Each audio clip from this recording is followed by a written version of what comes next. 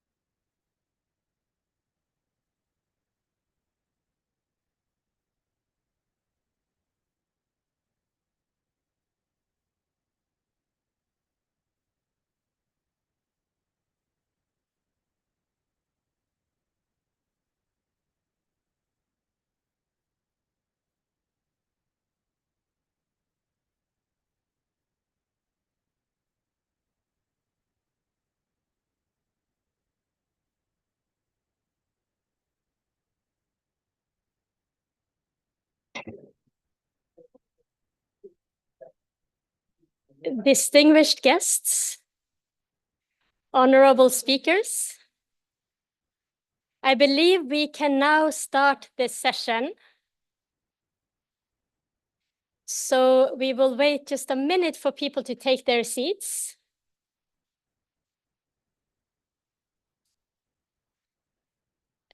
Yes, please.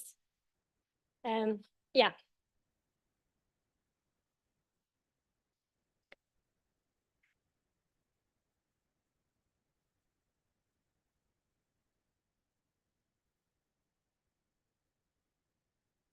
So once more, distinguished guests, honorable speakers, it is a tremendous honor to welcome you all to this session at the Global Green Growth Week 2024 called The Road to COP29. COP29, believe it or not, is just a few weeks away, and it has a big agenda and important issues to be discussed to accelerate climate action as called for by the global stocktake last year. So I believe this to be a very important discussion, And I will be the moderator. My name is Ingvild Solvang. I am Director and Head of Climate Action and Inclusive Development at the Global Green Growth Institute. And I will start this session by with a welcoming remark from His Excellency Ban Ki-moon, the President and Chair of the Global Green Growth Institute. Your Excellencies, distinguished experts and guests, ladies and gentlemen. It is my great pleasure to welcome all of you to the 8th Annual Global Green Growth Week. It is a sad world we live in today, with continuing wars of hatred, political instabilities, economic posturing and confrontations, and so many other uncertainties. Last year, I recall highlighting that 2023 was marked yet again with new recording breaking temperatures and severe weather events. This year, scientists are already predicting with a near certain confidence that the year 2024 will surpass previous global warming temperatures. At a time when the global community should be working together to fight the climate crisis and its impact on livelihoods, we are instead waging violent wars against each other, spending billions on machines of war, and expending great amounts of time and energy to fabricate, distort, or justify the narrative of these actions. Yet, we have witnessed again and again throughout modern history how we, the global community, can come together to turn common challenges into opportunities. And we must do that now and work to fight the climate crisis with the sustainable development and adaptation. There is no denying the urgency and enormity of the challenges, and the Global Green Growth Institute, GGGI, is striving to building a low-carbon, resilient world based on the green growth model of sustainable and inclusive growth. The theme for Global Green Growth Week 2024 is Green Growth in Times of Uncertainty, because GGGI is determined to double down on accelerating green growth. GGGI sees green growth as a way to reduce carbon emissions with environmentally sustainable and socially inclusive growth, which helps enhance people's livelihoods with green jobs, improved environment, and even contributions to peace and social cohesion. In other words, green growth needs to be a holistic approach that is appropriate and befitting of the unique needs of the many diverse GGGI member states and other countries in the accession process to membership. In order to get it right, to do it effectively, and to scale up the efforts for the greatest impact, we need more governments, businesses, and civil society groups to join us. Therefore, I am proud that this year's Global Green Growth Week is once again bringing together policymakers, thought leaders, investors, and innovators from all over the globe to share experiences and discuss solutions. This broad collaboration across national borders and sectors will be the foundation to even greater future success.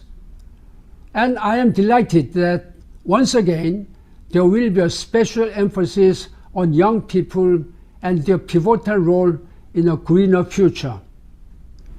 Young people will be more impacted by climate change, despite having contributed less to the problems.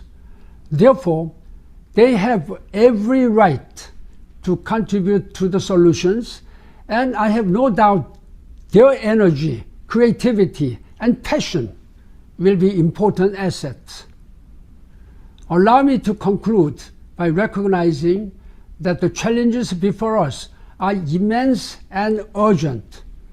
But let us also remember that together we can turn enormous challenges into meaningful opportunities and historic successes for a safer, greener, and more sustainable world for ourselves and for generations to come. I extend my best wishes for very productive discussions. Thank you. Thank you very much. We extend our gratitude and appreciation to His Excellency Ban Ki-moon. And I'm also very honored to then introduce the speakers that we have on stage now. We will do 2 rounds of speakers on stage in this session. And we have with us today His Excellency Ramin Hassanov, Ambassador to Azerbaijan here in Korea. So welcome to you. We also have with us Her Excellency Dr. Alanoud Al-Haj from the UAE, where she is the Assistant Undersecretary for Green Development and Climate Change at the Ministry of Climate Change and Environment. And if you notice here, the interesting thing is that we then have a representative from the outgoing COP presidency and the incoming COP presidency. So it will be very interesting to then hear the vision of last year and what we are expecting this year. We also have with us here Ms. Helena McLeod, who is our Deputy Director General. And we have Dr. Kyung-Nam Shin, Assistant Director General, also for the Global Green Growth Institute. So without further ado, Helena, may I pass it to you for a welcoming remark? Fantastic. Thank you. It is a pleasure and an honor to be with you today. I welcome our dignitaries, your excellencies, and all of us today, ladies and gentlemen. So I'm going to be heading the delegation for GGGI in COP next month. And this has been called the Finance COP. In many ways, it's all about finance.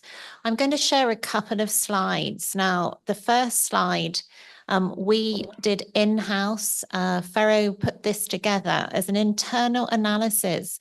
Now, what it shows is that scatter graph on the left-hand side, that yellow arrow at the bottom, shows that in terms of likelihood of terrorism attacks taking place, it's a medium likelihood. The impact, though, is relatively low.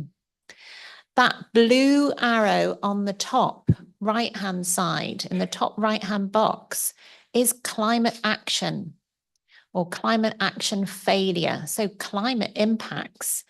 In terms of likelihood, it's right in the furthest right-hand corner. And in terms of impact, it's right at the top. Now, that little bar graph on the right-hand side shows that anti-terrorism funding is by far larger than climate funding. Over $2.5 trillion goes to anti-terrorism funding, currently compared to about 0.5 to climate funding. And it is really not proportional to the likely impact or probability. Now, if we go to the next slide, this slide again is very close to our hearts in GGGI because it shows how climate finance is spread throughout the world. And essentially, about 87% of climate finance flows go to North America, Western Europe, and Eastern Asia. Now here they've grouped East Asia and the Pacific together, but of course those finance flows are not going to the Pacific. They're going to essentially the rich economies of Korea and Japan. So in terms of the LDCs, less than 3% of global climate finance flows are currently going to the least developed countries in the world. This is absolutely critical, and that's why this COP has been called the Climate Finance COP. Of course, it's not just about finance, but even when it comes to the other big issues like loss and damage, that's also about finance. So it's now getting to the point where we have almost on a daily basis critical catastrophes in countries. Today, it's Nigeria with massive flooding, displacing thousands of people. I met with the Zambian minister this morning. There's a state of emergency because there's been so little rainfall there. In America, we've obviously had the worst cyclones ever. So this is on a daily basis. The work that we're doing is very significant. And I also had a very nice story from Uganda, where we supported the Climate Finance Unit, and they've already mobilized over $250 million. So very positive things, but this COP is really going to be pivotal in terms of what our members and partners can do next for their own countries and for the world. So welcome today. I'm looking forward to hearing all of the speakers and your wisdom. Thank you.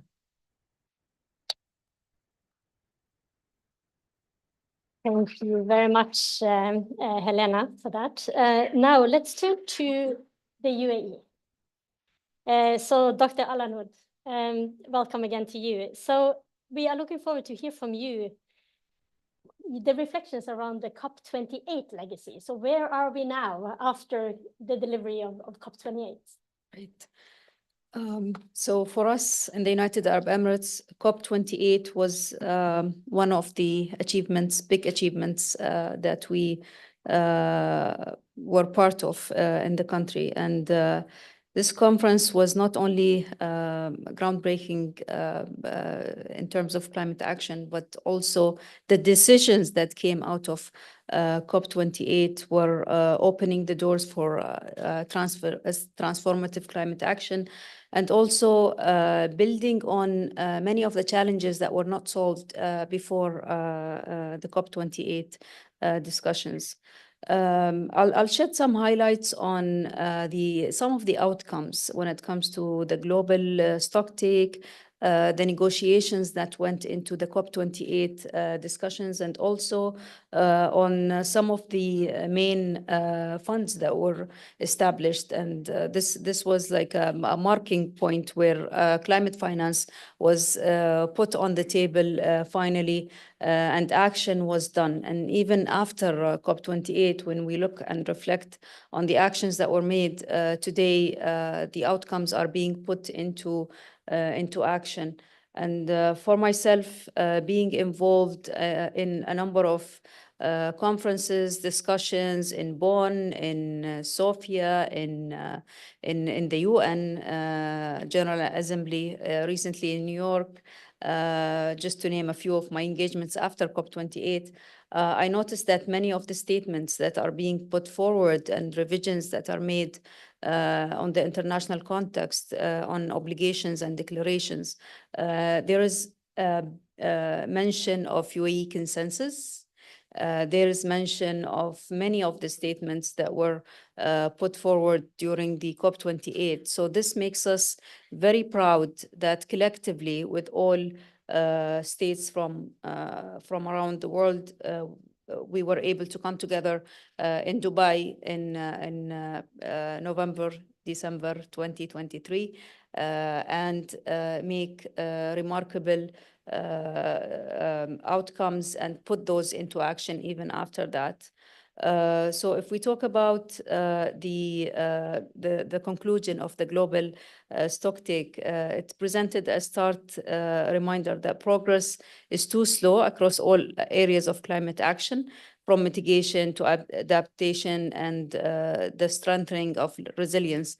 And we know that these challenges are there. It's good to highlight them and make sure that we can move forward with them. Targets are not high enough, we know that, and finance and technological support was not flowing in the right direction. and maybe even today it's not leveraged. If I link back to the slide that was just put forward by Helena, we see that maybe other areas are taking more finance rather than the climate issue, and the impacts, negative impacts, if we don't take action from the climate change effects, it can affect many areas around the world, vulnerable communities. And so this gives us direction that, or insights that we need to take more proactive steps when it comes to climate finance. With also COP28, we remember that the establishment of the Loss and Damage Fund took place there during COP28.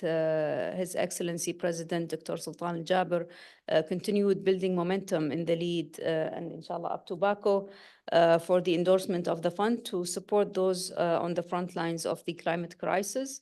A total of $792 million has been pledged for loss and damage funding arrangements, and 662 million US dollars is for the fund, includes 100 million US dollars from the United Arab Emirates. So I'm very proud to say that my country is taking action. We're not only speaking, but we are putting action. We're leading when it comes to putting the right resources, especially when it comes to financial resources, into the right area to cover up for helping in adaptation and mitigation in countries around the world. And when we say it's funds coming from the United Arab Emirates, it's not only being used in the United Arab Emirates. No, we look at the global environment as one collective area that concerns us, and that we are continuously taking action towards supporting when it comes to putting climate action as a priority. Now, beyond the negotiations or the COP28 delivered outcomes, we're also engaged with Baku and Brazil in the Troika events, and we're supporting definitely when it comes to ensuring the continuity of the legacy of climate finance, especially. And hopefully in Baku, we will see this taken forward, especially that we are expecting a quantifiable goal on climate finance to come out of the COP29, inshallah. We also note the achievements made outside the negotiations when it comes to COP28. The number of heads of states that were there and the number of participants were really huge. Not less than 150 heads of states were there. In terms of participants, we have close to 100,000 of individuals being there. So even this has put, a different way, different perspective of bringing in different angles, different entities, different types of organizations to speak and to be part of this legacy.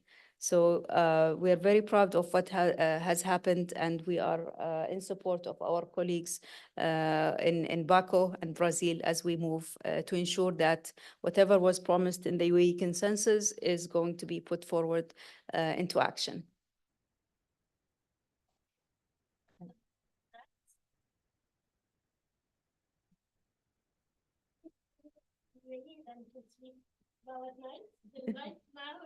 Right now is on you and your country, Ambassador Hassanov, as the hosts of COP29, so holding the presidency. So what's at stake in Baku? Thank you very much. Thank you. It is my pleasure to be here and to participate at these important discussions. And taking this opportunity at the outset, I would like to express my gratitude to the host of today's event, namely Global Green Growth Institute. We highly appreciate our continuous cooperation with GGI and are looking forward to becoming a full-fledged member of this international organization in the future. My country attaches utmost importance to the environmental security, sustainability, and green growth. One of my country's long-term strategic goals is the transitions from carbon economy to green economy. And in this context, the clean environment and green growth have been determined as top priorities in Azerbaijan 2030 national priorities for socio-economic development. And furthermore, based on respective presidential decree, the year of 2024 has been declared as Green World Solidarity Year in Azerbaijan.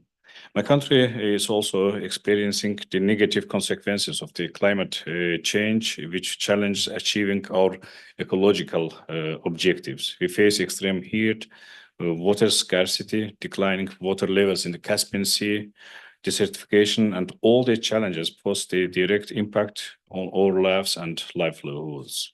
Moreover, transboundary water pollution, as well as the massive condemnation of Azerbaijan's liberated territories with mines and explosive devices by Armenia continues to hinder the achievement of our long-term environmental targets. Climate change is not a future risk. It's a real and present danger to billions of people around the world. The global climate crisis threatens the case of progress, imperils humanity's future, and disproportionately affects vulnerable countries. Growing divisions in international relations shouldn't distract us from the imperative to address climate change, the greatest transnational challenges of the century. Of course, the countries can't solve the climate crisis alone. And what has been done so far remains insufficient to limit global temperature rise to 1.5 degrees Celsius. For the sake of the future, the time has come for urgent, concerted, and sustained efforts to give effect to our commitments to a global vision for sustainable development. Climate action is a common commitment that requires action and leadership from everyone. Azerbaijan will host COP29 in November 2024 in Baku, and guided by the call in solidarity for a green world, Azerbaijan spares no effort to bridge developed and developing countries and foster a collaborative spirit to tackle climate challenges as common commitment and moral duty. COP29 will be the first event to be hosted in the Caucasus, and we are honored to represent our country to the world. The confidence placed in us by the international community to host and preside over COP29 this year is a testament and recognition to Azerbaijan's readiness to lead the climate agenda and contribute to global climate action. As presidency, Azerbaijan reaffirms its commitments to delivering COP29 in a transparent, impartial, inclusive, and party-driven manner. We are also fully committed to inclusivity throughout the process and will need to work in harmony in multiple cross-cutting dimensions. We need to advance across all climate pillars, involve global, regional, national, and subnational groups, take a holistic view of sustainable development, and include all demographics within an inclusive process that delivers tangible outcomes. We now need everyone to take ownership of the process and engage in good faith to act swiftly. Hence, COP29 will be essential to delivering the means of implementation and support and ensuring that everyone reaches for the highest possible ambition, reflecting equality and the principle of common but differentiated responsibilities and respective capabilities in the light of different national circumstances. In this context, we have presented our vision based on two parallel pillars to enhance ambition and enable action, with climate finance as our top priority this year. These pillars are mutually reinforcing progress on each sends a strong signal supporting the other. At COP29, we need to make progress across all pillars of Paris Agreement. COP29 presidency's vision is also the foundation of our action agenda and thematic program, and progress on the different elements of two pillars will help support action across all thematic issues. This includes finance, trade and investment, energy, biodiversity, sustainable agriculture, water, science, technology and innovation, sustainable urbanization and health, amongst other global priorities. The primary expectation for COP29 presidency is agreeing on fair and ambitious new collective quantified goal on climate finance that is adequate to the urgency and scale of the problem. Taking into account the needs and priorities of developing country parties is the ultimate test of the parties' commitment to the Paris Agreement and climate action in the years ahead. This will be the first major climate finance goal after adopting Paris Agreement, and we have been working tirelessly to support the parties in landing a deal. We need to continue to work constructively on new collective quantified goal and steer the process for a successful outcome at COP29. COP29 presidency also works with the UNFCCC parties to deliver an outcome on carbon markets this year. Fully functioning carbon markets will be a significant step in implementing nationally determined contributions cost effectively and bolstering ambition in mitigation. Strengthening multilateral financial institutions and climate funds will also be an important contribution to creating the international enabling environment for success. As presidency, we are dedicated to ensuring that party and non-party stakeholders have spaces available to discuss and progress means of implementation and support mitigation, adaptation, and loss and damage. COP29 presidency calls on developed countries to show significant progress on at least doubling adaptation finance by 2025 and underscores the need to balance adaptation and mitigation finance. We have put forward 14 initiatives covering topics such as the link between climate action and sustainable development goals, green energy zones and corridors, energy storage, harmony for climate resilience, agriculture, green hydrogen, methane reduction from organic waste, green digital action, and more. One of the initiatives under COP29 action agenda includes the establishment of Climate Finance Action Fund and innovative source for climate finance to be voluntarily supported by fossil fuel producing countries and companies. COP29 will also be an opportunity to set differences aside and contribute to global peace and the climate agenda. Given the intersection of conflicts and the increasingly challenging climate crisis, Azerbaijan introduced a flagship COP29 Truth Initiative, embedded in joint Solomon Apple, announced several weeks ago. 127 countries, more than 1,000 NGOs, faith leaders, and prominent personalities have already joined this Apple. The said Apple calls on everyone to transcend political divergences, stand in unity, and respect the truth during month of COP29. Ahead of COP29, we have already hosted representatives of negotiating groups and constituencies at pre-COP on 10 and 11 October in Baku.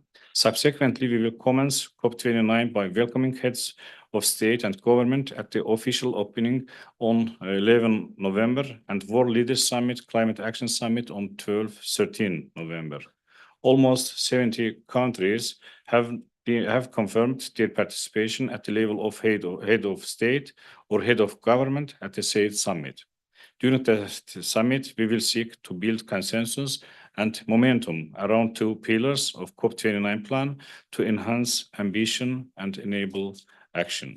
We are optimistic that together we can make real progress. When the world comes to COP29 in Azerbaijan, we want everyone to focus on collective interest to confront the climate crisis.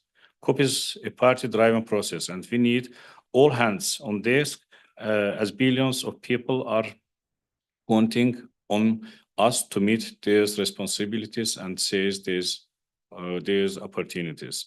As indicated earlier, Azerbaijan is eager to successfully organize COP29, and we will do our best to make this global event a success story in the worldwide cooperation for advancing universal climate action and hopes for constructive cooperation with UNFCCC parties and relevant international structures, including GGI, triple GI to move forward in solidarity for a green world. Having said that, we would also like to thank Triple GI for this perspective engagement at COP29 and are looking forward to welcoming GGGI leadership at the said global event. Thank you very much.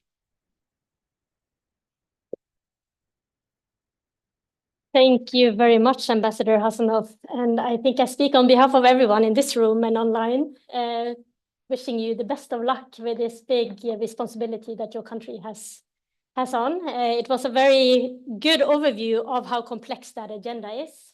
Also that focus on the Truth Initiative I thought was very interesting and very much in line with the theme of the Green Growth Week, which is green growth in times of uncertainty. And I think that speaks very much to the world, the way we know it right now. So again, thank you so much. There is focus on finance also. Again, finance, I think that has been a theme across the three speakers so far.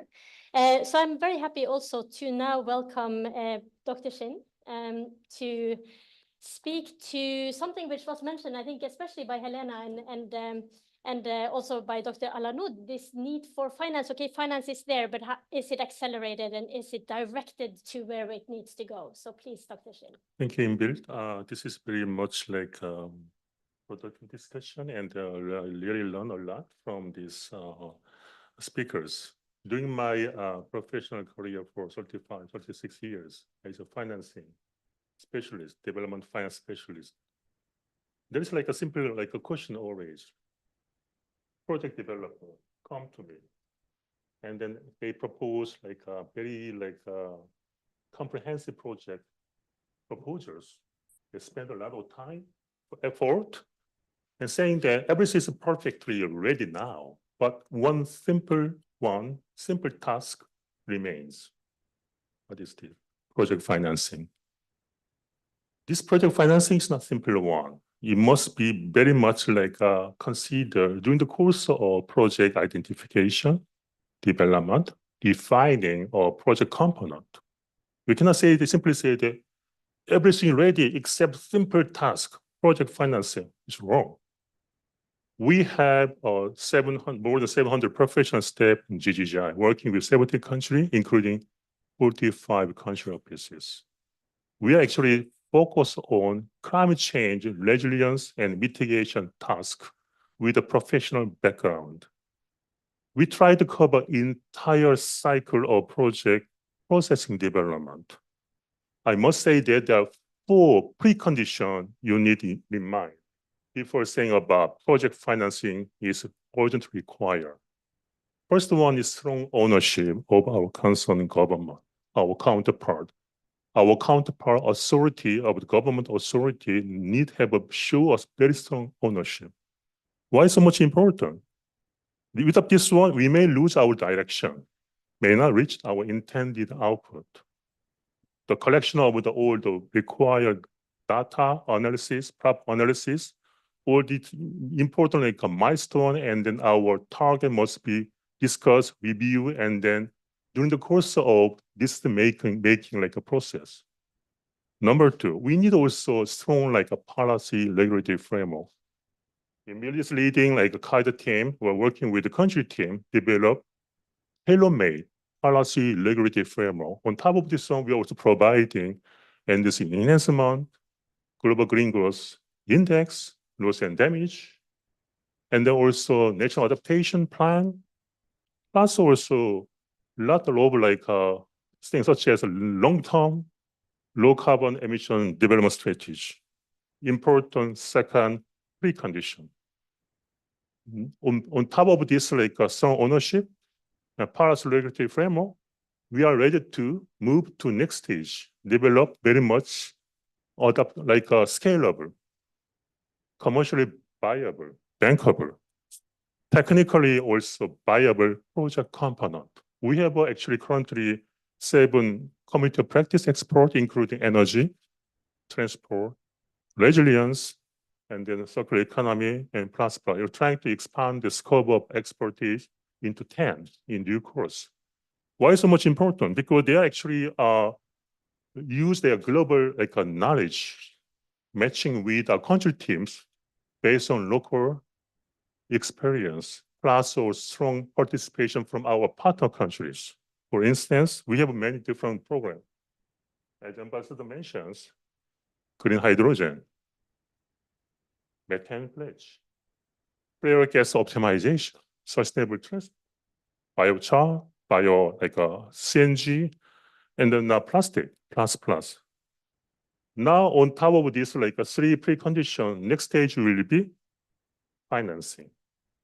Financing, we must consider during the course of project development and processing. However, with the three preconditions, we are ready to present strong design development of green financing, bring a strong attention from potential co-financiers. Our team, strong support the country team, GIS, Green Investment Service team, they achieved $10.5 billion last year, and we expect more than $14 billion project financing investment by end of this year.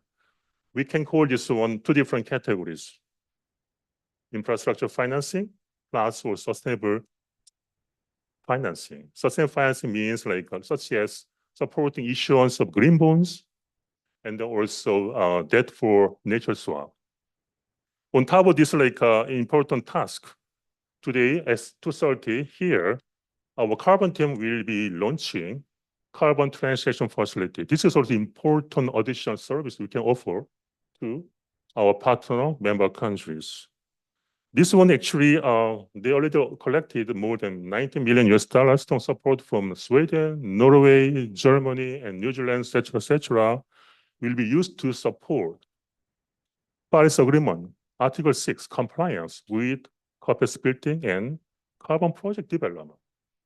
Second, we also have several trust funds, such as Korea Green New Deal Fund, $25 million for 5 years being used to support, develop infrastructure projects, sustainable financing project and infrastructure project. So far, 46 projects has been proposed, and then 12 projects completed, contribute to 48 million tons of CO2 emission reduction, plus also contribute to $1.55 billion project investment.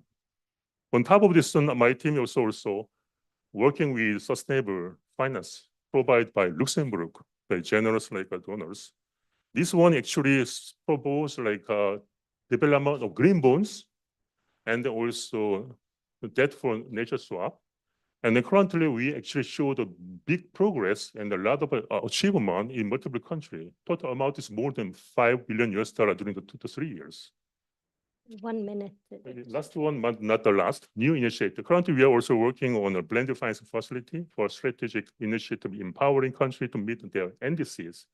This blended financing facility is very strong, like a tool to bring up capital from private and public sector, and they mitigate risk, investment risk, and also attract diverse funding sources. Now, COP29, we call this one conference, COP on financing for development. I think there are a lot of roles for GGI to contribute to our member country, working with donor country. We are very much open, invite your strong participation in our drive. Happy to further discuss when chance is given. Thank you. Thank you very much. Thank you very much, Dr. Shin. And I thought that was a good these are the commitments. This is what COP is working towards. And Dr. Shin bringing it down to the day-by-day work to materialize and to realize these bankable initiatives that at the end of the day is where the magic happens on the ground in terms of implementation of the Paris Agreement. So with that, I would like to thank these 4 distinguished speakers for now. And I would like to welcome the next set of speakers to the stage. Thank you very much to all of you.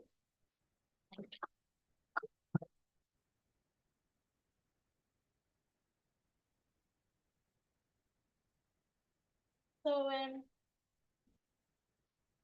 I would like to welcome to the stage His Excellency, the Honorary Ro Philippe Tuasawau from Fiji. Minister for Public Works, Transport and Meteorological Services, and also His Excellency Pabambang Brojonegoro. Please come to the stage. And if we can have you, Pabambang, that would be great. And then Minister, we can have you.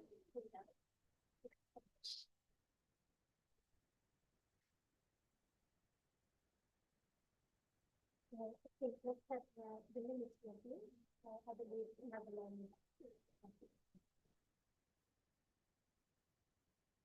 Yes, thank you so much. So, change of scene. The topic remains the same. So we have gone from what's happening at COP down to materializing action on the ground. Lots to discuss and lots to talk about. So as I mentioned before, we have the great pleasure of having His Excellency, the Honorary Ro Felipe Tuisawao, Minister of Public Works, Transport and Meteorological Services from Fiji. So I would like to start hearing from you, Minister. What, and maybe the question is very blunt, what can COP29 deliver for Fiji and small island developing states? Over to you, Minister.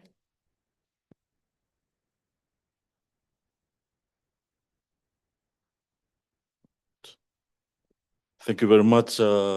It's great to be here today at GGI. It's a long way from the Pacific. And I address His Excellency Ban Ki-moon, President of GGI, and also Your Excellencies who are here, ambassadors and various dignitaries. Yes, that's a very important question which is put to the Pacific Islands, especially our small island developing states, you know. What is at stake at COP29? And in just 3 weeks, we will be there in Baku, and basically to negotiate the perimeters for progressing global action. It is, we all know, billed as the finance COP, and due to the mandate of the parties to agree on the shape and form of the new collective qualified goal for climate finance in Baku. Last year in Dubai at COP28, the first ever global stocktake to evaluate our progress against the goals of the Paris Agreement was completed. The results of this exercise were far from positive. We know that we are not on track to limit global warming to 1.5 degrees Celsius. We know that the finance that is currently flowing to support global efforts to reduce greenhouse gas emissions, adapt to climate change, and address current and future climate-driven loss and damage is woefully insufficient. And we know that the overall global stocktake conducted or concluded that we do need to accelerate ambition and action all across all our agenda items at the unprecedented pace and scale if we are to deliver and achieve the objectives.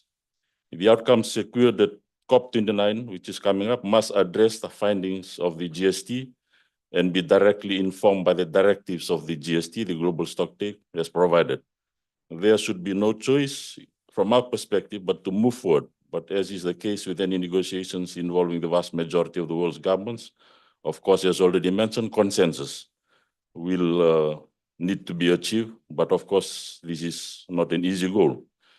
With this in mind, there are 3 major issue areas that I believe that encapsulate both the Fiji's vision and the seeds at COP29, and success would look like, of course, maybe gavel drops in the closing session. The broad issues, as already mentioned, are mitigation, finance, and adaptation. When what comes out of COP29 will have a bearing on shaping the scope and scale of the climate response over the next decade. While COP29 is not a milestone COP based on the agenda, it is a COP that will inform our ability to reach many of the milestones and targets that will define the second phase of the implementation under the Paris Agreement. In terms of mitigation, the narrative of COP29 needs to hold true to the progress made at COP28 and clear agreement by parties to transition away from fossil fuels. Our view is that any backsliding on this language or failure to provide further guidance and intent on how to achieve this objective will be harmful and have a negative impact on the pressure on transition that needs to influence the ambition parties commit to when crafting and submitting new NDCs, nationally determined contributions, in 2025 ahead of COP30. If we do not focus rapidly on the closing window for limiting global and average temperature rise to below 1.5 degrees Celsius at COP29, there is significant risk that parties will fail to establish the momentum needed to keep this vital guardrail in the realm of the possible. So success at COP29 in relation to mitigation efforts means an outcome that expands rather than dilutes the intention to transition away from fossil fuels. As the Pacific Islands, we need to see action reflected in the mitigation work plan and in response to the global stocktake outcomes that deliver real results and commitments that can be further detailed and delivered through to the 2025 NDCs. In terms of finance, again, a very important issue from our perspective. We know that financing is a key issue across all the agenda items, and that the new collective qualified goals, NCQG, is a proxy for undertaking the scale of the real ambition there is to avert, minimize, and address climate-driven loss and damage. As a result, through the NCQG may be seen as a technical negotiation issue, it is very much a political measure of ambition. For the Pacific small island developing states, the new finance goal is not just about quantum, it is about addressing major structural issues that continue to negatively impact the effectiveness of climate finance, as well as our ability to access it in the first place. We need to ensure that NCQG includes recognition of the special needs and circumstances of small island developing states and least developed countries, as well as provision to address those special circumstances, including a minimum allocation floor, emphasis on grant-based and predictable financing modalities, and a commitment to provide direct and simplified access to climate finance resources. Without an understanding of how existing access issues will be addressed, there will be no assurance that the new goal will address the fundamental challenges that continue to minimize the impact of climate financing in the climate vulnerable countries, especially seeds that are fully reliant on international resources to deliver solutions. Furthermore, the NCQG's quantum must be evidence-based and include mitigation and adaptation financing needs alongside the resources required to address loss and damage.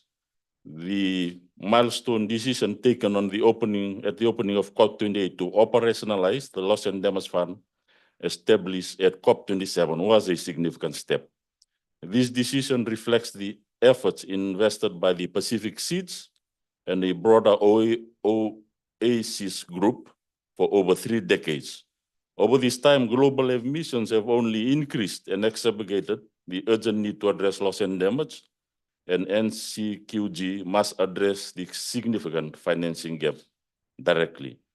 The NCQG must facilitate the provision of new and additional financing, and key to this is establishing clear definitions and reporting requirements that increase transparency and avoid the double counting and inaccuracy of current practice. I should add that the Marine Environment Protection Committee of the International Maritime Organization, Fiji, and various seeds continue to push for ambitious maritime emission reductions. Apart from pushing for global fuel standards, Fiji emphasizes the need for universal emissions levy, equitable revenue distribution, and clear functional requirements in this regard. In terms of adaptation, at COP29, we need to see progress on the framework for adaptation indicators and efforts to scale up adaptation action and financing. The varying ecological, social, and economic contexts where adaptation solutions are required demand tailored adaptation efforts and strategies that are both contextually relevant and rooted in a comprehensive understanding of our various vulnerabilities. We need to agree on a robust adaptation indicators that reflect the special circumstances of small island developing states and avoid additional reporting burdens. We need to ensure that within the guidance to the Green Climate Fund, Adaptation Fund, and others, that there is meaningful reflection of the urgent need to simplify access and significantly scale up the flow of resources for adaptation investments. In closing, ladies and gentlemen, without outcomes from COP29 that are commensurate with the scale of effort and acceleration of action required in response to the findings of the global stocktake, there is a risk that the Pacific's red line, the requirement to keep global average temperature rise below 1.5 degrees, will be closed in the not too distant future. And there is a risk that the adaptation requirements that we face today will remain unmet, exposing further to climate change impacts of the future. So this is the understanding and motivation of Fiji and the Pacific Island small developing states. Our sisters and brothers have a clear mandate to press for progress across the board. Sure, we face headwinds and the geopolitics of the whole matter, and probably self-interest,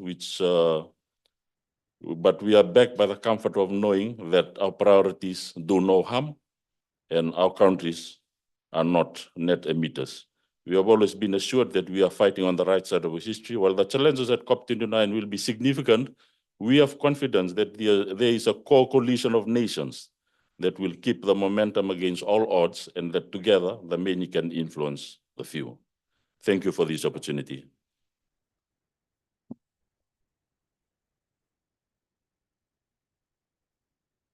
Thank you very much, Minister Ro Tuisavau. I think that was really a powerful message that drives home the gap that we have between the talks, the negotiations, the ambition of the Paris Agreement and the action that is seen on the ground, not least in those countries where the impacts are seen the most, right? In the small island developing states and most climate vulnerable countries. Now, I regret to say that we were supposed to be accompanied today also by the coordinator of the Prime Minister for Climate Change and Environment in Pakistan, but I think we have had a technical issue with the connection there. But I believe we would also have heard from Pakistan the massive impact of climate change in relation to the floods that they have experienced multiple times, and the largest being the one that they have experienced last year and this year. So we regret not having Pakistan with us, but thank you very much, Minister. I will invite you if you would like to sit down, and then we will have a bit of a panel discussion in the following round. So thank you so much, Minister.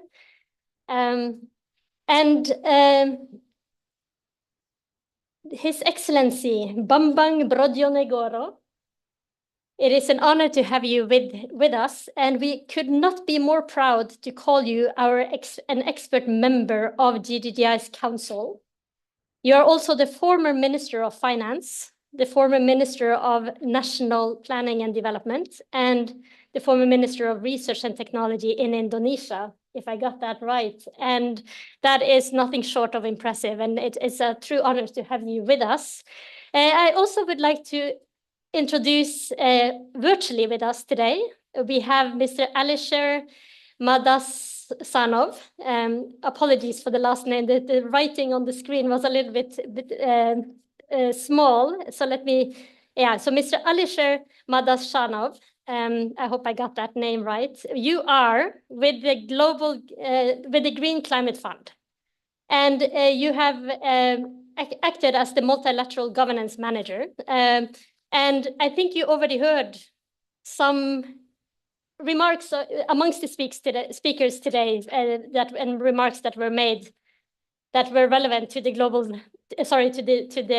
Green Climate Fund, to GCF. But maybe let's start with you, Bambang, or Mr. Bambang. So we have heard today, and not least from the minister, we heard the importance of ramping up the ambitions, accelerating climate action, and all the complexities that come along with that. So we are also now in the process of enhancing the NDCs. So we are talking about the NDC 3.0, looking to see how to push ambitions in terms of target setting and the quality of those NDCs up further, as called for by the global stocktake, I should say. So in your expert opinion and with your vast experience from Indonesia, what do you think could be the contributions of COP29 to the acceleration in order to meet the goals of the Paris Agreement, as far away from that we are now? Yeah, first of all, thank you very much that I could be part of this important event and as well as this important discussion. So let me start with my observation about the gap between the ambition and the reality.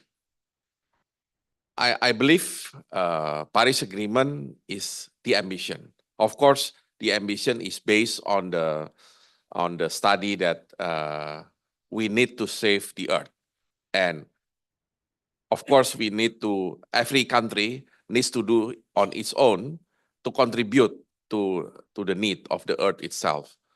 But then, in order for contributing, every country needs the support.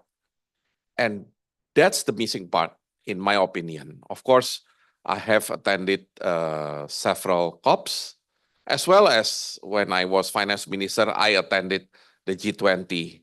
And then what I can witness is that probably they understand about, some kind of urgency about the issue of climate change, but the urgency is just basically during the meeting.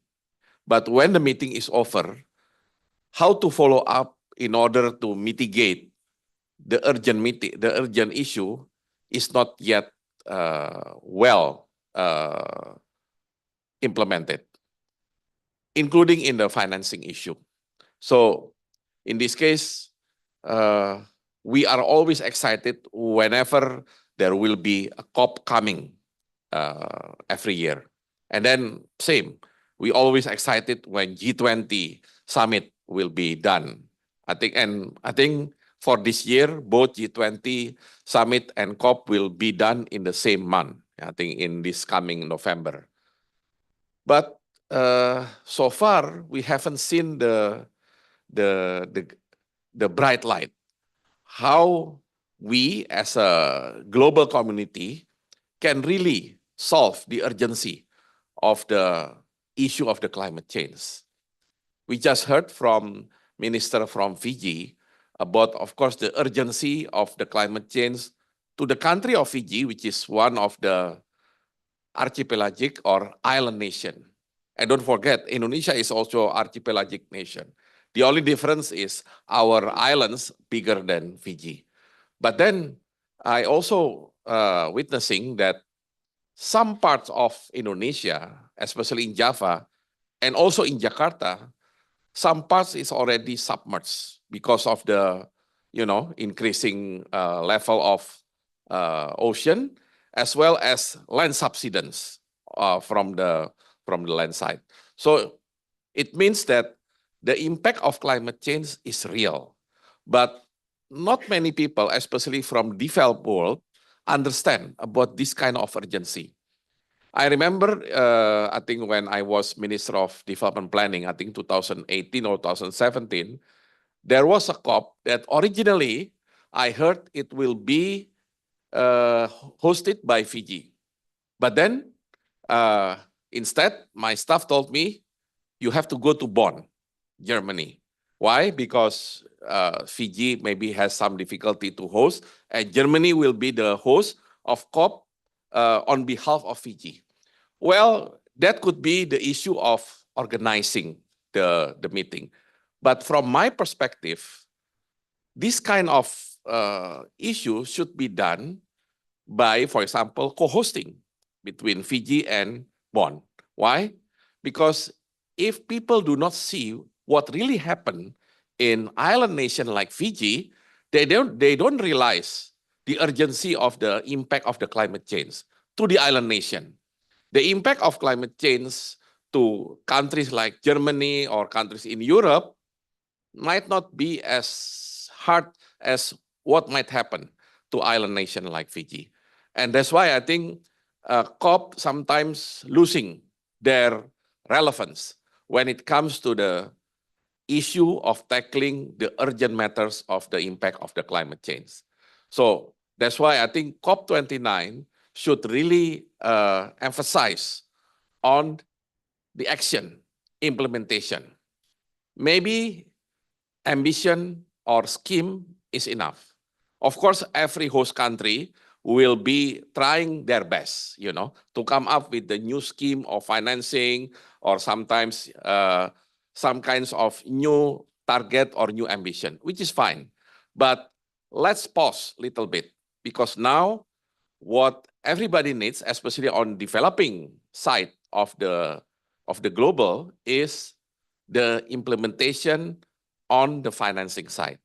Remember now, everybody's talking about energy transition. Transition seems to be a regular word. But when it comes to the reality, especially on the energy, transition is very difficult action. Why? Because you have to shift drastically from fossil base to renewable base. When you are in a fossil base, everything seems to be easy and cheaper. Suddenly you have to move to renewable, which is more expensive and more complicated. And especially it becomes more complicated for countries like Indonesia, for example, or other countries that basically produce fossil energy producing. Countries that producing oil, gas, and coal. And Indonesia producing all of them. And we are in a difficult situation, not because we don't want to shift to the renewable energy, but I mean, from economic point of view, we always have choices, and we are always in difficult choices. Should we go, drastically to renewable energy by leaving out this fossil, or maybe we should utilize our fossil until the end of the reserve of the fossil fuel itself. So this is very difficult situation. And then this kind of global solution has to be there. And this global solution has to be there in COP. Similar with the global solution for the island nations like Fiji and other Pacific Islanders. It has to be in COP. And it cannot be just like, a qualitative statement. It has to come up with a package. And the package has to be dominated by financial package. Everybody already talks about blended finance. I fully agree. Blended finance is a solution. But how to operationalize blended finance is not yet there. Blended finance needs to be started with catalytic finance. Where does catalytic finance come from? It has to come from the fossil fuel producer or companies. They should provide catalytic finance supported by, let's say, multilateral development banks, international financial institutions with their concessional financing. And by combining that, then you can mobilize more private sector financing. Then hopefully you can get all the financing there in order to support everybody that will be affected most by the climate change. But don't forget, the momentum is important. Creating the urgency, I think, is very critical. I remember when Indonesia hosting the G20, if you remember, it's 2022, that's basically almost the end of COVID. And then Indonesia as the host trying to come up with something, of course, creative. Creating pandemic fund, basically trying to create the fund to mitigate if there is a pandemic in the future. When the pandemic fund was launched in 2022 during the G20 summit, everybody is excited. Everybody applauded Indonesia. And suddenly everybody pledged, $1 million, $1 billion, whatever. But then you remember, COVID was ended, right? 2023. While pledges were made in 2022. And it will continue until now. And what happened? Yes, the pledge is there, but the implementation is very slow. You know, they always say, yeah, we will, you know, but somehow they have, we have to go to parliament, we have to get this approval, that approval. Why the implementation is so slow? Because pandemic is over. The urgency is no longer there, you know, so back to business as usual. This is very dangerous. Don't make the COP, it's just business as usual. It's just annual event when everybody's excited.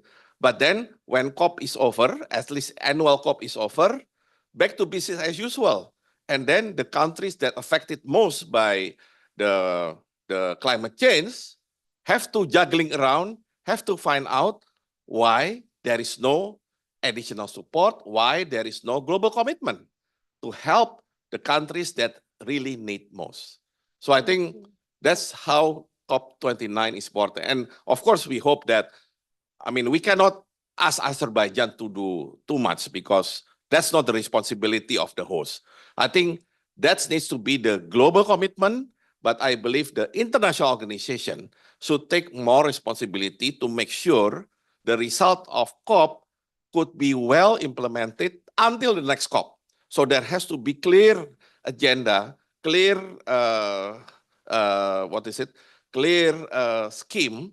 How can the result of COP29 can be well evaluated, monitored, and hopefully implemented, at least partially implemented until the next COP30. Thank you very much. Thank you very much for that. A very, very clear message, I think, to everyone, Mr. Bambang. And look, I have a little beetle. So the insects are around us. Let me put that there. And pass it over now to the Green Climate Fund. I think there is a lot of call to action also to the Green Climate Fund and the mechanisms and the access issues that has been raised by all speakers today. So I'll pass it over to you in context of the new GCF leadership, Mr. Alisher, of GCF. And your mission to COP29, what are you aiming to achieve there? How are you, as I know you are grappling with a lot of these finance access issues, how are you approaching that at COP29? Yeah, thank you, Ingvild, and would like to thank GGGI for inviting me to this important event and to address it on behalf of the Green Climate Fund Secretariat. I guess I have only a couple of minutes. If you were still sticking to the original, okay. So I'll then stick to that allocated time and really focus also on how GCF responds to the call to streamline and simplify access and to the reforms that our Executive Director Mafalda Duarte has started in this regard. And of course, this is also what we would like to showcase at COP29. Given that this is, as many speakers have mentioned today already, it's a climate finance COP with finance taking the central stage as also enabler of all other important action, climate action. Of course, here NDCs and NAPs are very important, and as country-driven actions and plans. And they need, of course, adequate finance. Developing countries would need adequate finance to address those. But let me also focus a bit on what changes that we are undertaking in GCF. And it was also conveyed recently during the Summit of the Future in New York by our Executive Director. In terms of also, I think what was important to hear repeatedly at the Summit of the Future in New York is that it's becomes really evident that institutions built on the 20th century frameworks are not fit for purpose to adequately address the challenges that we are facing in the 21st century. So we need to embrace reform collectively of the entire climate finance ecosystem. And this should concern all players. It concerns MDBs, multilateral climate funds like GCF, private sector philanthropies, and everyone, civil society. And everyone has a place around this table and has to play its role. So what GCF is doing in this important reform agenda. As you know, we are working with a very wide spectrum of partners. We have more than 200 of them, and GGGI is one of them, obviously. And so far, since our inception in 9 years of operation, we have already committed 15 billion of finance to 130 developing countries, and have already also mobilized 45 billion in co-finance. We're also one of the few institutions in the landscape that is committed and maintaining a balance between mitigation and adaptation, 50-50 balance. And we also prioritize provision of adaptation finance to specifically vulnerable countries, including LDC seeds and African states, and 2/3 of our adaptation finance go to those countries. And in this context, also our executive director announced last year at the UN Climate Action Summit an ambitious 50/30 agenda, by which the fund is planning to manage 50 billion portfolio by 2030 with the maximum efficiency and impact. And this vision is built on 4 pillars, which is supporting the most vulnerable, mobilizing private capital, streamlining our own systems to make them work more efficiently, and also shifting from individual projects to a more programmatic approach and partnerships. Okay, And Mr. Alisher. Yeah, 1 more minute maybe. So then, yeah. Yes. So just to say that we're moving very fast on this agenda, and we have already committed to doubling our finance for locally led adaptation. We're continuing to work very closely with private sector, and in terms of efficiencies, in internal efficiencies, I think this is a very important message. We just to give you a couple of examples, recently one of our projects in Cook Islands, the disbursement was made in 20 days. And at the last board meeting, another one for Malawi took only 7 days to disburse. And overall, we are now committed to keeping to 9 months the period of reviewing project proposals from the moment of initial submission to the approval by our board. So just to say that all these important efforts are made in the overall context to make GCF fit for purpose, to operate in this new post-2025 multilateral climate finance infrastructure, and make it also fit for purpose to deliver on the NCQG, which will be, as we all hope, adopted in Baku. And of course, again, as an operating entity of the financial mechanism, we are following very closely the NCQG process and looking forward to play the role that we will be given by parties in the post-2025 climate finance landscape. Thank you very much. Thank you very much, Mr. Alisher. And also thank you very much to Mr. Bambang from GGI's council. And now we will move to the closing remark of the session. And I am very, very proud to welcome Ms. Latifa Olnoyami, who is a future sustainability leader from Youth for Sustainability. So from the youth, please go ahead, Ms. Latifa. Good afternoon, ladies and gentlemen, esteemed panelists. It's a real privilege to be here today to close this important session. Allow me to take a moment to reflect on what we've discussed and what lies ahead. Today, we've explored not only the challenges posed by an increasingly polarized world, but also the opportunities for unity through climate action. The stakes have never been higher, and COP29, the finance COP in Baku, will be a crucial moment for all of us. As we heard today, climate change is not just an environmental issue, but a global one, affecting economic resilience, security, and societal stability across the globe. The question is not whether we act, but how we act, and if we can do so in solidarity. And so we must unite, giving a helping hand to those on the front lines of this collective crisis. Baku will be a stage where nations, both those driving innovation and those most vulnerable to the climate crisis, come together to navigate these uncertainties. It'll be a test of our collective ability to build on the momentum of the global stocktake and push for more ambitious targets. The question is, will we be able to rise to the challenge and keep the 1.5-degree goal within reach? That will depend on the decisions made, the alliances formed, and the trust rebuilt.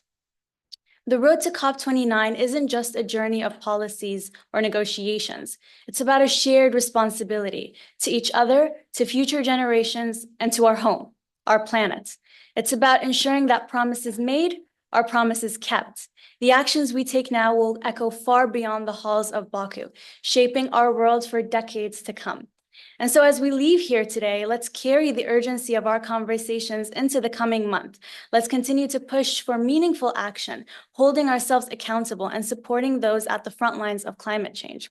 Thank you to our distinguished speakers, and thank you all for your engagement. The road to COP29 has begun, and together we can make sure it leads to the future our Earth so desperately needs. Thank you.